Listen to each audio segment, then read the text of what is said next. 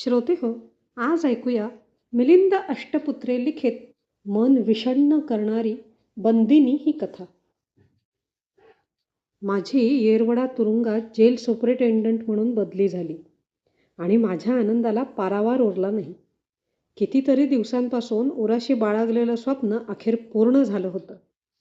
UPSCची परीक्षा चांगल्या मार्कांनी पास झाल्यावर मी इंडियन पोलीस सर्व्हिस ग्रुप निवडला होता. माझी प्रगती पाहूनच मला येरवडा तुरुंग अधिकारी हे पद मिळाले होते. मोठ्या उत्साहाने मी नव्या कामावर रुजू झाले. पहिल्याच दिवशी मी इतर सर्व अधिकाऱ्यांबरोबर मीटिंग घेतली. जेलची सर्व माहिती करून घेतल्यावर मी वॉर्डन बरोबर सर्व बराकीमधून फेरफटका मारला. खरं तर स्त्री या नात्याने मला महिला कैद्यांमध्ये विशेष रस होता. कोणत्या परिस्थितीमुळे या महिलांना तुरुंगवास भोगणे भाग पडते हे मला जाणून घ्यायचे होते. बराकीमध्ये बसलेल्या त्या महिला कैद्यांकडे मी उत्सुकतेने बघत होते. एकदा का यांच्याशी संबंध आला की कळतील सगळ्या गोष्टी हळूहळू, मी स्वतःशीच म्हणाले. जसजसे दिवस जाऊ लागले तसतशी महिला कैद्यांची नवनवीन माहिती मिळू लागली.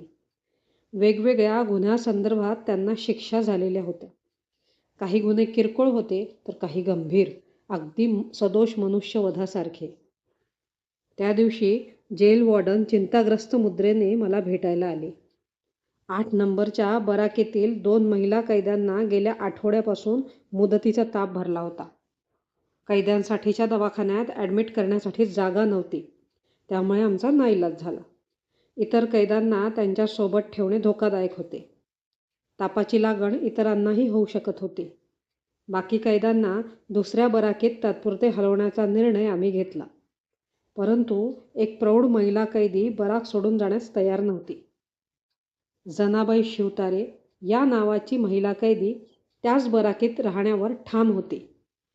तेथेच राहून तापाने फणफणलेल्या महिला कैद्यांची शुश्रूषा करण्याची तिची इच्छा होती. मला मोठे आश्चर्य वाटले.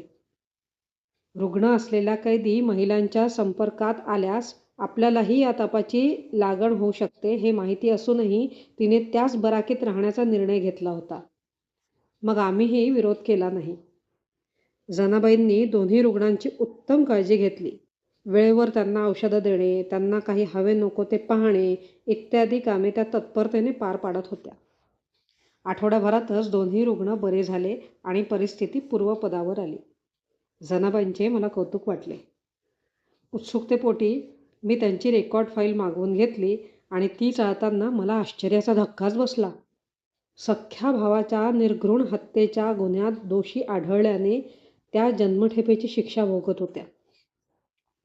तुरुंगातील आजारी सहचारिणींबाबत एवढ्या हळव्या असणाऱ्या जनाबाई सख्ख्या भावाचा खून करण्याइतक्या निष्ठुर होऊ शकतात? नक्कीच या सर्व प्रकरणामागे काहीतरी रहस्य असले पाहिजे. मी जनाबाईची फाईल बारकाईने अभ्यासू लागले. 10 वर्षांपूर्वी घडलेली ती घटना होती. त्यावेळी जनाबाई 40शीच्या होत्या. विधवा असल्याने एकुलत्या एक मुलीसोबत त्या माहेरीच राहायच्या. त्यांचे आईवडील, धाकटा भाऊ व त्यांची मुलगी एकत्र राहत असत.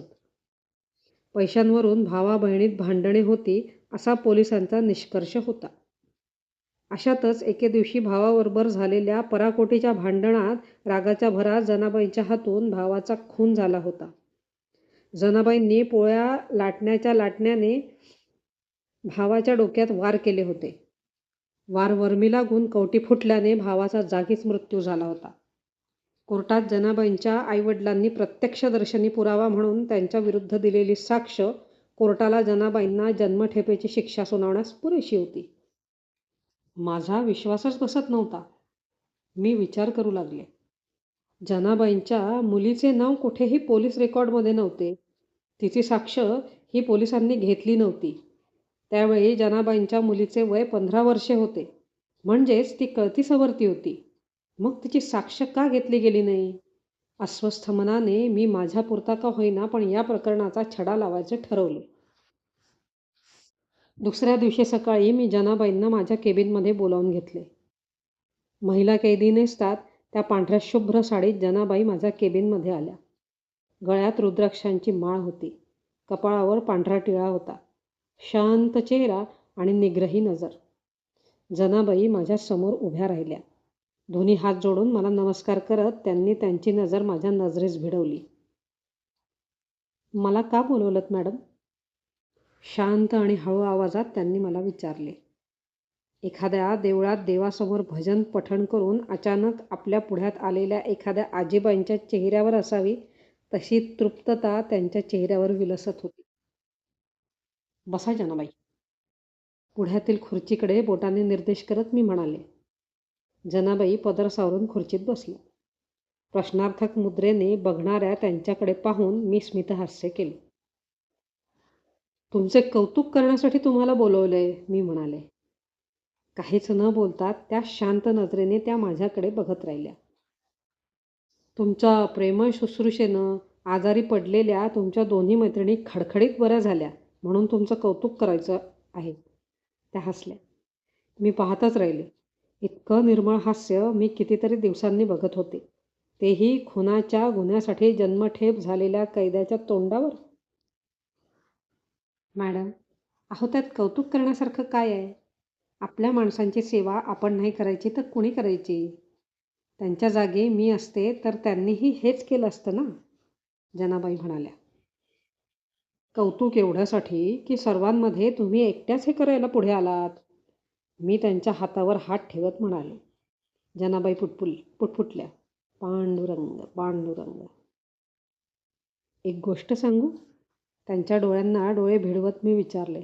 त्या होकारार्थी मुद्रेने नुसत्याच बघत राहिल्या. तुम्ही सख्या भावाचा खून केला आहे या गोष्टीवर माझा विश्वास नाही, मी हळू आवाजात म्हणाले. माझे शब्द कानावर पडताच विजेचा झटका बसावा तशा जनाबाई खुर्चीतून उठल्या. खूप आभारी आहे मॅडम, चलते मी. एवढं कसंबसं बोलून त्या पाठ फिरवून दरवाजाकडे निघाल्या सुद्धा. थांबा जनाबाई, खास पोलिसी आवाजात मी म्हणाले आणि त्या जागीच थांबल्या. खरं काय ते मला कळलंच पाहिजे, मी म्हणाले. काय होणार आहे मॅडम भूतकाळातल्या गोष्टी उगाळून, पाठमोऱ्या जनाबाई पुटपुटल्या. इथे माझ्यासमोर बसा जनाबाई आणि मला सगळं सांगा. तुमच्या मुलीसारखी आहे मी, किंवा तुमची मुलगीच आहे म्हणा, आणि सगळं सांगा मला, तीव्र आवाजात मी म्हणाले. पाठमोऱ्या जनाबाई घरकन वळल्या. पाण्याने भरलेल्या त्यांच्या डोळ्यात एक तीव्र वेदना स्पष्ट दिसत होती. नजर झुकवून त्या मटकन माझ्यासमोरील खुर्चीत बसल्या. बोला जनाबाई, मन मोकळं करा, सगळं सांगा मला, हळू आवाजात मी म्हणाले. 10 वर्षापूर्वींची घटना आहे ही. मनाने भूतकाळात जात जनाबाई स्वतःशीच बोलल्यासारखं बोलू लागल्या. विधवा झाल्यानंतर पुन्हा एकदा माहेरच्या आश्रयाला गेले होते मी. पदरात तरणी पोर होती. 15 वर्षांची माझी पोर आणि मी शेजारी पाजारी धुण्या भांड्यांची कामे करून आईबापाच्या संसाराला हातभार लावत होतो. माझे आईबाप थकले होते. धाकटा भाऊ चंदू त्यांच्या लाडाने वाया गेला होता. माझ्यापेक्षा 10 वर्षांनी लहान होता, पण शिक्षण नसल्याने बेकार होता. गावातील थोरा मोठ्यांच्या घरात पडेल ती कामं करून वेळ घालवायचा. माझी पोर गुणी होती. लता तिचं नाव. शिक्षणाची खूप आवड होती तिला. दिवसभर राबून रात्री शाळेत जायची. बोलता बोलता जनाबाई थांबल्या. जुन्या विचारात हरवून गेल्या. पुढे काय झालं जनाबाई, मी त्यांना भानावर आणत विचारलं. दुर्दैव आमच्यासारख्या गरिबांची पाठ इतक्या सहजासहजी सोडत नसतं मॅडम, उदासपणे जनाबाई पुढे बोलू लागल्या. चंदूची वाईट नजर माझ्या लेकीवर आहे हे मी लवकरच ओळखलं. भरीस भर म्हणजे माझ्या आईवडिलांचीही त्याला फूस होती. आपल्यात मामाला मुलगी देतात बरं का जना, असं बोलून आई मला आडून आडून सुचवत होती. माझ्या संतापाचा भडका उडाला. माझी गुणी पोर असल्या वाया गेलेल्या माणसासाठी नव्हती. सख्खा भाऊ असला म्हणून काय झालं, त्याच्याशी लताचं लग्न लावून देण्यापरीस मी तिला विहिरीत ढकलणं जास्त पसंत केलं असतं, नागिणीसारखे फुटकार टाकत जनाबाई म्हणाल्या. पुढ्यातील ग्लासमधलं पाणी घटाघटा पिऊन त्यांनी स्वतःला शांत केलं. कुठेतरी शून्यात बघत त्या पुन्हा बोलू लागल्या. 2-4 वेळा मी चंदूला कडक समज दिली होती. लताच्या मागे लागलास तर परिणाम वाईट होतील असा सज्जड दमही मी त्याला दिला होता. माझ्या परीने मी लतालाही सावध राहण्याचा सल्ला दिला होता. पण शेवटी व्हायचं ते झालंच. एके दिवशी अंगात थोडी कणकण असल्याने लता घरीच झोपून राहिली होती. मी नेहमीप्रमाणे कामावर गेले होते. दुपारी 2च्या सुमारास माझे वडील घाबऱ्या घाबऱ्या मला शोधत आले. "चल लवकर, मी परीत घडले घरात," घाबऱ्या आवाजात ते म्हणाले. मी पळतच घरी आले. आतल्या खोलीत चंदू अस्ताव्यस्त पडला होता. डोक्यातून रक्त वाहत होतं. शेजारी विमनस्क अवस्थेत लता बसली होती. तिच्या अंगावरील कपड्यांच्या चिंध्या झाल्या होत्या. ते दृश्य बघून माझ्या पायाखालची वाळूच सरकली. घाईघाईने हाताला येतील ती कापडं मी तिच्या अर्धनग्न शरीरावर पांघरली. "काय झालं लता?" मी ओरडून तिला विचारलं. पण ती नुसतीच माझ्याकडे पाहत राहिली. रडण्याचे सुद्धा भान तिला राहिले नव्हते. "ही अवदसा कशाला सांगेल काही? मला विचार काय झालं ते," माझी आई एखाद्या डिवचलेल्या नागिणीसारखी फुत्करत म्हणाली. माझा पोर बिचारा भाची आजारी आहे म्हणून जवळ जाऊन विचारपूस करत होता, तर या हडळीनं त्याच्यावर हल्ला केला. "आई, काहीही बोलू नकोस," भान हरपून मी ओरडली. "लता, असं करणं शक्यच नाही. नक्कीच चंदू तिच्या अंगचटीला गेला असणार. बोल लता, तोंड उघड. सांग मला काय झालं ते." लताला दोन्ही हातांनी गदागदा हलवत मी विचारलं, पण ती भानावर नव्हती. त्या भयानक घटनेचा तिच्या मनावर खोल परिणाम झाला होता. "अहो जा, पोलिसांना बोलावून घ्या. नाही या अवदसेला फासावर लटकवली तर नाव सांगणार नाही मी," रागाने वेडीपिशी झालेली माझी आई बाबांना ओरडून सांगत होती. क्षणार्धात मी भानावर आले. मनाशी निश्चय करून बाबांना म्हणाले, "थांबा बाबा. पोलिसांना बोलवण्याआधी मी काय म्हणते ते ऐका. गेलेला चंदू आता परत येणार नाहीये. चूक कोणाची का असेना. पण त्यासाठी माझ्या पोरीचं आयुष्य वाया जाता कामा नये. मी तिच्या गुन्ह्याची शिक्षा भोगेन.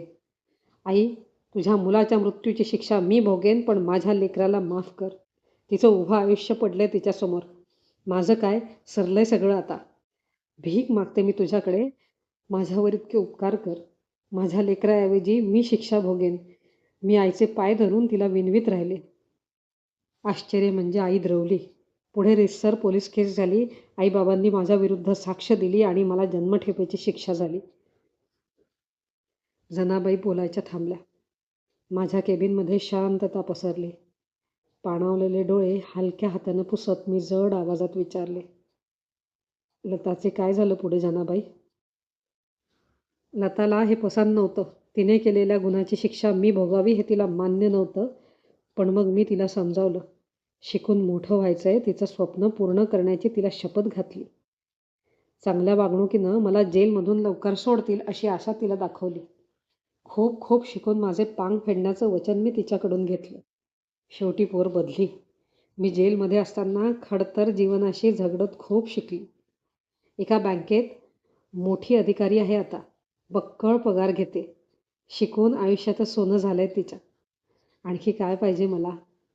देव तिला अशीच सुखात ठेवो.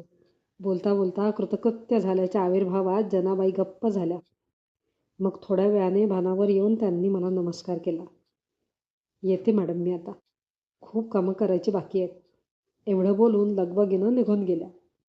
त्यांच्या पाठमोऱ्या आकृतीकडे भरलेल्या डोळ्यांनी पाहत असतानाच, बिच्चारी जनाबाई, या वॉर्डनच्या उद्गारांनी मी भानावर आले. खिडकीतून तिने सगळं काही ऐकलं होतं. "मॅडम, जनाबाईंची खरी हकीकत आज समजली आणि त्यांच्याबद्दलचा आदर दुपटीनं वाढला," वॉर्डन म्हणाली.